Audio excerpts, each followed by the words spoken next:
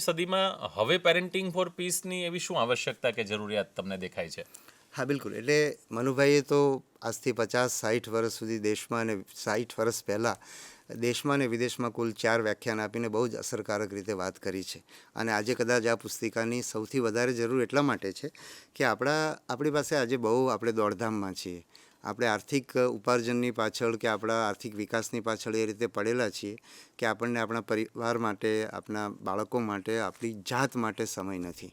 આપણા કુટુંબો પણ, કારણ કે પહેલાં આપણે પરંપરાગત વ્યવસાય કરતા હતા, એટલે આખું કુટુંબ એક સાથે રહેતું હોય, જ્યાં બાળકને દાદા દાદી પણ મળે, કાકા કાકી પણ મળે, મામાને ફોઈને પણ આપણા ઘરે આવવાનો સમય હોય, આપણને પણ એમના ઘરે જવાનો સમય હોય.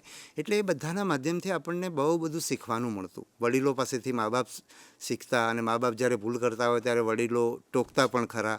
આ બધું આપણા ઘરમાં ઉપલબ્ધ હતું. અને એના કરતાં પણ વિશેષ આપણી બધા પાસે નિરાંત હતી. બધા એકબીજાની સાથે રહેતા અને એકબીજા સાથે પ્રેમથી રહેતા. એ હવે આપણા માટે શક્ય રહ્યું નથી. એટલે આપણે હવે ખૂબ બધું જાગવું પડે. આપણે આપણા મા બાપ પાસેથી શીખવાની આપણને બહુ તક નથી, અથવા આપણે ભૂલો કરીએ ત્યારે કહેનાર મા બાપ આપણી સાથે નથી. એટલા માટે થઈને આપણે પેરેન્ટિંગ શીખવું પડે.